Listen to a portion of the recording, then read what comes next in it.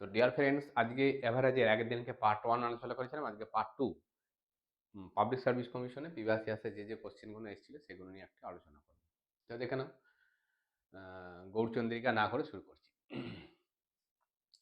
তো 50টি পর্যবেক্ষণে গড় মান 36। পরবর্তীতে দেখা গেল এক সংখ্যা পর্যবেক্ষণের সময় 48 পরিবর্তে 23 গণনা করা হয়। তাহলে 48 গণনা করে কি এসেছিল না, 48 গণনা করে আমাদের এই গড় মান 36টা এসেছিল। সরি, 48 পরিবর্তে 23 গণনা করে গড় মান 36টা এসেছিল। কিন্তু অ্যাকচুয়ালি তো হচ্ছে 23 মান ছিল না, ছিল হচ্ছে 48। তার মানে 48 থেকে আমরা 23 বিয়োগ দিয়ে দেবো। 23 যদি বিয়োগ দিয়ে দিই তাহলে কত হচ্ছে না 25। তাহলে 25 আমাদের টোটাল হিসাব থেকে কিন্তু বাদ চলে গেছে। যখন আমরা টোটাল করছি, 50টি পর্যবেক্ষণে যখন টোটাল করছি, তখন একটা জায়গায় 48 না লিখে 23 লেখা ফেলা হয়েছে, দিয়ে গড় মানটা 36। কিন্তু 48 না লেখার জন্য 23 লেখার জন্য কতটা কম ক্যালকুলেশন করা যায়, 25 ক্যালকুলেশন করা যায়। পর্যবেক্ষণের সংখ্যা কটি? 50টি। মানে অ্যাভারেজ কত করে কম ক্যালকুলেশন করা যায়? অ্যাভারেজ 0.5 কম ক্যালকুলেশন করা হয়েছে, তাই না? এবারে 0.5, তার মানে কি অ্যাভারেজ আরো 0.5 বেড়ে যাবে। তাহলে 36 যদি হচ্ছে গিয়ে টোটাল গড় হয়, তাহলে যেহেতু হচ্ছে কি 25কে ক্যালকুলেশনের মধ্যে প্রথমে ধরা হয়নি, 25 টোটালটা বাদ চলে গেছে, তাহলে ওটাকে যদি অ্যাড করা হয় তাহলে 0.5 আরো বেড়ে যাবে অ্যাভারেজটা। তাহলে তখন অ্যাভারেজ কত হবে না 36.05, মানে 36.5। তো সঠিক উত্তর হবে আমাদের অপশন সি, 36.5। পরবর্তী কোশ্চেন।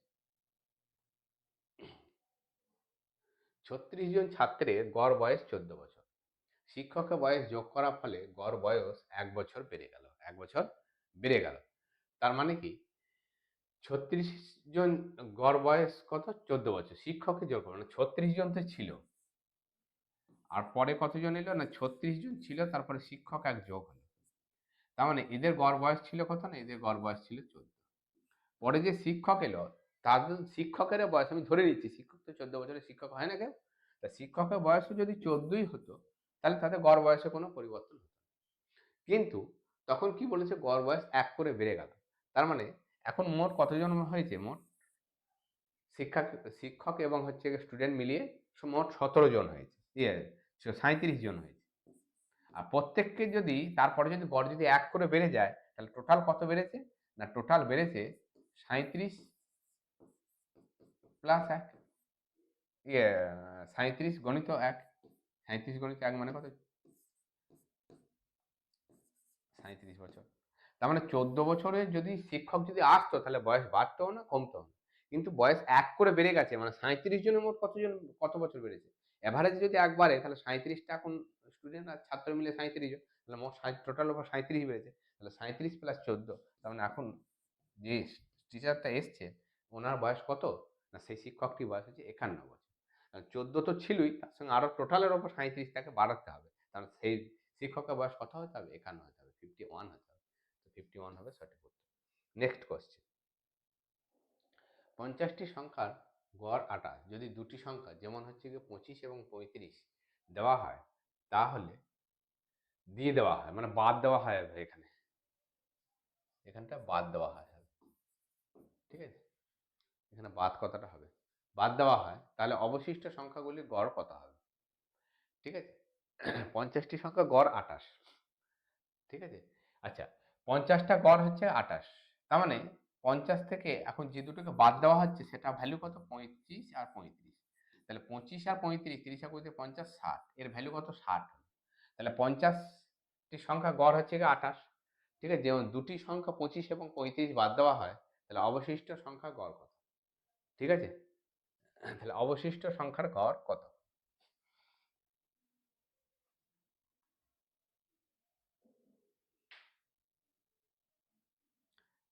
তাহলে কত না 60। তার মানে হ্যাঁ, দুটো সংখ্যার হচ্ছে কি, সরি, দুটো যেটা 25 এবং 35 যেটা বাদ দেওয়া হয়েছে তাদের সমষ্টি কত না 60। আর 28, দুটো সংখ্যার 28 যদি গড় হয় তাহলে ওই দুটো সংখ্যা কত? 28 দিয়ে 56। তার মানে যে দুটো সংখ্যা বাদ দিচ্ছি সেটা টোটালে বাদ যাচ্ছে কত? 60। আর যে দুটো সংখ্যা গড়ে কতটা বাদ যাচ্ছে না 28 করে যদি গড় হয় তাহলে 56। তার মানে আরও টোটালে থেকে মোট ৪ ৪ হচ্ছে কি এক্সট্রা বাদ চলে গেল, ৪ নম্বর এক্সট্রা বাদ চলে গেল। তাহলে ৪ যদি এক্সট্রা বাদ চলে যায় তাহলে মোট সংখ্যা কটি? ৫০টি। তাহলে ৫০ তাহলে ৪ যদি এক্সট্রা বাদ চলে যায় তাহলে, ঠিক আছে? তার মানে এখানে আমরা ৮/১০০ করে দিলাম, ৪ ২ ৮, ৫০ ২ ১০০। তার মানে কত হবে? না ০.০৮, ০.০৮, ঠিক আছে? তা ০.০৮ যদি হয়, ২৮ থেকে যদি ০.৮ যদি বিয়োগ দিয়ে যায় তাহলে কত হবে? অপশন বি ২৭.৯২ হবে তাদের গড়, ঠিক আছে? তো ফুড এসআই ২০২৪ ফার্স্ট শিফটে কোশ্চেনটা এসেছিল, খুব রিসেন্ট কোশ্চেন এটা, খুব ভালো অঙ্ক, ঠিক আছে? টোটালটা ধরে ক্যালকুলেশন করতে গেলে ক্যালকুলেশন লেন্দি হবে, ঠিক আছে? 25 আর 35 বাদ দেওয়া হয়েছে, কারণ টোটালে বাদ গেল 7, কিন্তু এভারেজ কত? না দুটি সংখ্যার এভারেজ তার মানে 56। তার মানে 56 যদি হতো, এই দুটো সমষ্টি যদি 56 হতো আর এভারেজও 56, তাহলে কোনো পরিবর্তন হতো না। কিন্তু কেন পরিবর্তন হবে না? টোটালে যেটা বাদ যাচ্ছে সেটা এভারেজের থেকেও 4 আরও বেশি। তাহলে 4 যদি বেশি হয় তাহলে টোটাল, ওহো! আমি এখানে একটু ভুল করলাম। আর তারপরে তো আর ৫০ টি সংখ্যা থাকছে না। সরি। তারপরে আর ৫০ টি থাকছে না। এখানটা তাহলে ৫০ দিয়ে ডিভাইড হবে না, সরি ভুল করলাম। ৫০ দিয়ে ডিভাইড হবে না। এখন তাহলে টোটাল ৪। তার মানে আমি যদি হচ্ছে গিয়ে বিয়োগ করি, এখন সংখ্যা থাকছে ৪৮ টি। তাহলে ৪ ১২ ৪৮। ১ এর ১২। ১ এর ১২ মানে কত? ১ এর ১২ মানে ভাগ করলে পরে কত হবে? ১২ ৮ এ ৯৬, ৪৪।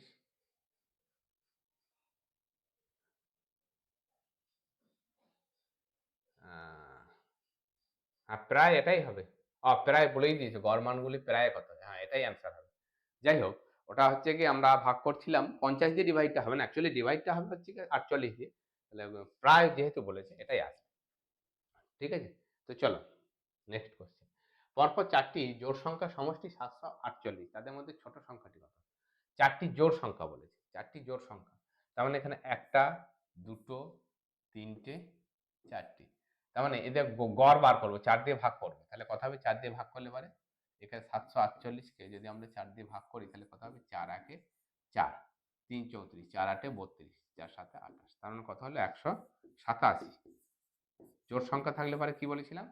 না মাঝে দুটো, এইদিকে দুটো এবং এই দুটো মধ্যবর্তী বেরোবে। তার মানে এটা কত? না ৪ টি জোড় সংখ্যা। তাহলে ১৮৭ যদি হয় তাহলে এটা কত হবে? ১৮৬। আর এটা কত হবে? ১৮৮। তার মানে ছোটটি কত বলেছে? ছোটটি হচ্ছে গিয়ে ১৮৬ থেকে আরো ২ কমে যাবে। জোড় বলেছে। জোড় মানে কি? এটা যদি হচ্ছে গিয়ে জোড় হয় তাহলে তার থেকে ২ কমে যাবে। তাহলে কত হবে? ১৮৪ হবে আমাদের সঠিক উত্তর। Option C. অপশন সি হবে আমাদের সঠিক উত্তর। ২, ৫, ১০, ১৭, ২৬ সিরিজের ২৫ তম পদটি কত? না ২, ২, ৫, ১০, ঠিক আছে, ১৭, ২৬ এরকম করে চলছে দিয়ে ২৫ তম। তার মানে ২ মানে কত? না ২ দেখো ১ স্কয়ার প্লাস ১ মানে ২। ২ স্কয়ার প্লাস ২ মানে কত? ২ এর ২ ৪, ২ স্কয়ার প্লাস ১। ২ ২ ৪ আর ১ ৫। তারপর এটা কত? ৩ স্কয়ার, ৩ স্কয়ার প্লাস ১ মানে কত? ১০। তারপর এটা কত? ৪ স্কয়ার প্লাস ১। ৪ স্কয়ার মানে কত? ১৬ আর ১ এ কত? ১৭। তারপরটা কত? ৫ স্কয়ার প্লাস ১। ৫ স্কয়ার মানে কত? ২৫ আর ১ এ কত? ২৬। ঠিক আছে? ২৫ আর ১ এ ২৬। ঠিক আছে? তার মানে আমাকে এটা ১ তম, ২, ৩, ৪, ৫। ৫ তম পদটা কি? ৫ এর স্কয়ার প্লাস ১। ৪ তম পদটা কি? ৪ স্কয়ার প্লাস ১। ৩ তম পদটা কি? ৩ স্কয়ার প্লাস ১। ২ তম পদটা কি? ২ স্কয়ার প্লাস ১। ১ তম পদটা কি? ১ স্কয়ার প্লাস ১। তাহলে ২৫ তম পদটি কত হবে? ২৫ তম পদটি হবে ২৫ স্কয়ার প্লাস ১, তার মানে ইজি সোজা। তাহলে ২৫ ২৫ কত? ৬২৫। ঠিক আছে? প্লাস 1 মানে কত হবে? ৬২৬ হবে আমাদের সঠিক উত্তর। ঠিক আছে? ফুড এসআই ২০২৪ শিফট 2 এসেছিল। ৬২৬। অপশন এ হবে আমাদের সঠিক উত্তর। চলো নেক্সট কোয়েশ্চেন।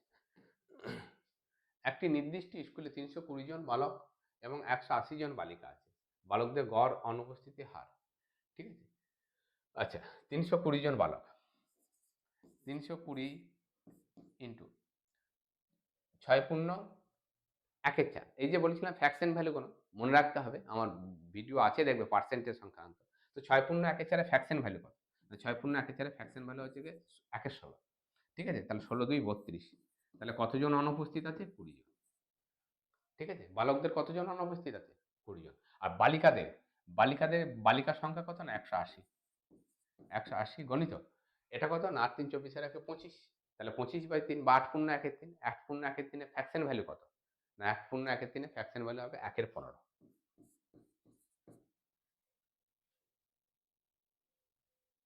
25 সরি ১ এর ১৫ কেন হবে? ৮ পূর্ণ ১ এর ৩ ১ এর ১২ সরি। এর ফ্র্যাকশন ভ্যালু কত হবে? ১ এর ১২। ৮ পূর্ণ তাহলে এটা এখানে কতজন আসেনি? না ১২ ১ এ ১২, ১২ ৫ ৬০। ১৫ জন আসেনি। তাহলে টোটাল কতজন আসেনি? টোটাল আসেনি কতজন? না ৩৫ জন আসেনি। ৩৫ জন আসেনি। আর কতজন স্টুডেন্ট? ৩২০ প্লাস ১৮০ মানে ৫০০ জন স্টুডেন্ট। ৫০০ জনের মধ্যে ৩৫ জন আসেনি। তাহলে পার্সেন্টেজ বার করতে বলছে ইন্টু 100। তাহলে ১০৫ ৫০০, ৫ ৭ ৩৫। তাহলে কতজন আসেনি? না 7%। টোটালের ওপর কতজন অনুপস্থিত ছিল? না টোটালের ওপর 7% অনুপস্থিত ছিল। পরবর্তী কোশ্চেন। ৩টি ক্লাস 8 এ গণিতে পরীক্ষা হয়েছিল। 25 জনের গড় মান ছিল 80%, 22 জনের গড় মান ছিল 75%, 13 জনের গড় মান ছিল 63%। তাহলে 3টি ক্লাসের গড় মান হচ্ছে কত ছিল? না এখানে 25 জনের গড় মান কত? 25 জনের গড় মান হচ্ছে 80%। তাহলে 25 8 কত? না 200, 2000। তারপরে কত? না 22 জনের গড় মান ছিল কত? না 22 জনের গড় মান ছিল হচ্ছে 75%। তাই না? তাহলে 75% মানে কত হবে? 75 2 কত? 150। 75 2 150, 0 15, 75 2 150 আর হচ্ছে কি 15 কত? 165, 1650। আর 13 জনের গড় মান ছিল কত? না 13 জনের গড় মান ছিল 61। এটা একটু ক্যালকুলেটিভ আছে, আর কোনো উপায় নেই। তো 13 একে 13, এখানে কাটাকুটি যাবে না, না যাবে না। তো 13 একে 13, 13 একে 13, হাতে 13 6 78, 78 79।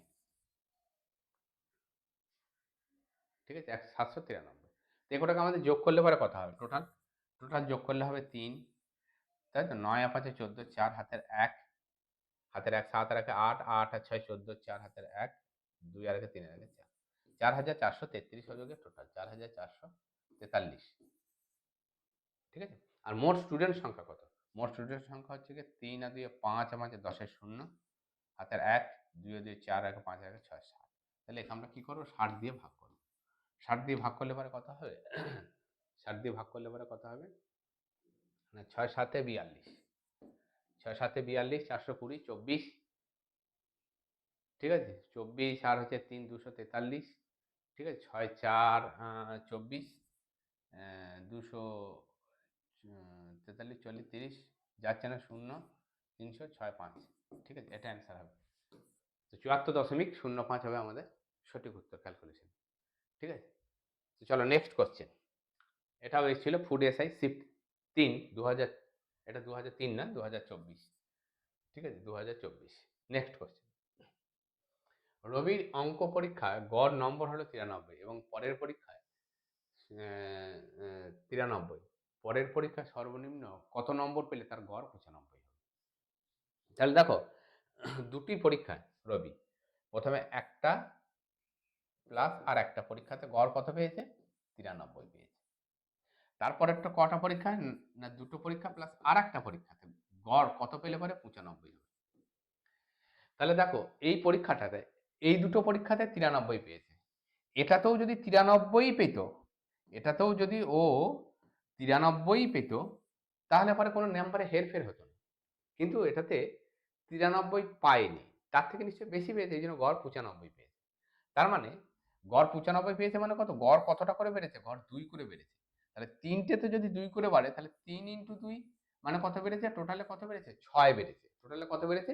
3 ইন্টু 2 মানে কত? 6 বেড়েছে। তাই না? তাহলে একটা টোটালে কত বেড়েছে? না 6 বাড়তে হয়েছে।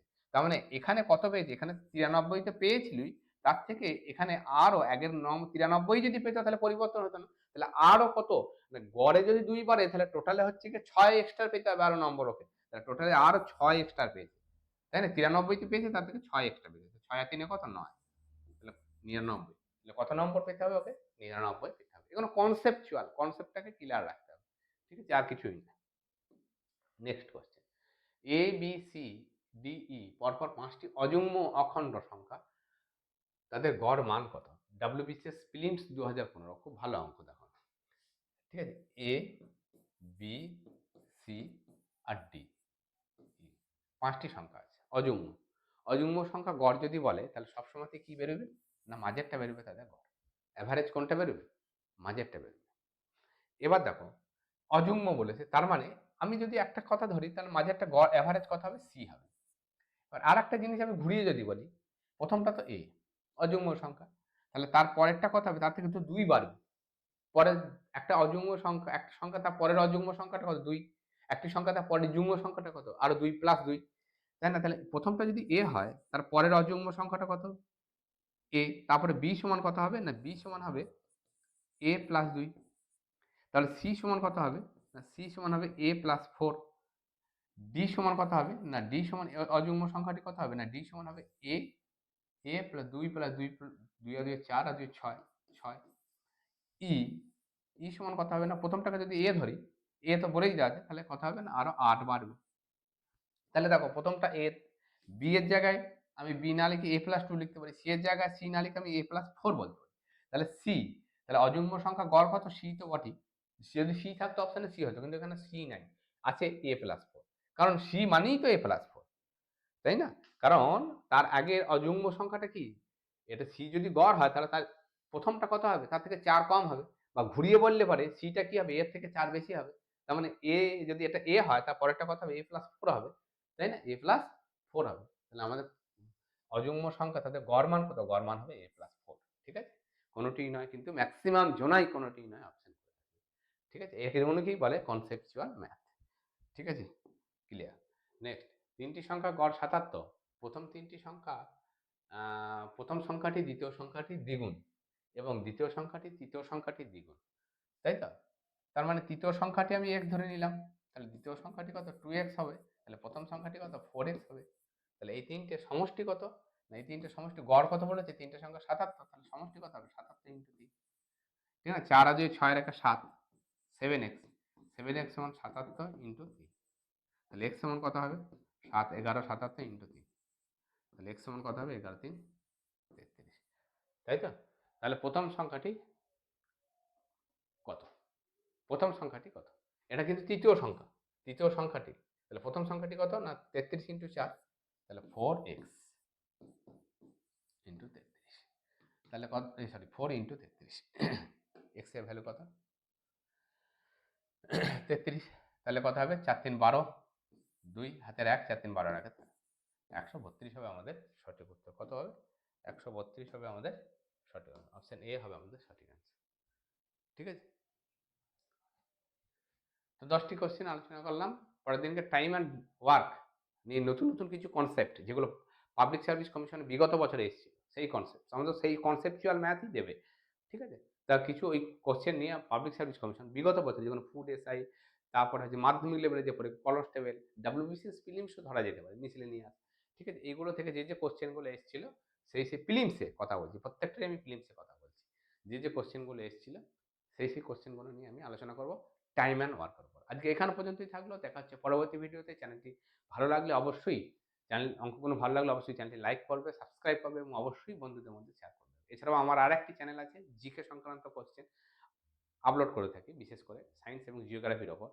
সেটি হলো মিশন কেরিয়ার বলে চ্যানেলটি, নতুন চ্যানেল, ওটাকেও তোমরা সাবস্ক্রাইব করে রাখবে অবশ্যই। আজ এখান পর্যন্তই। দেখা হচ্ছে পরবর্তী ভিডিওতে। প্রত্যেককেই ধন্যবাদ।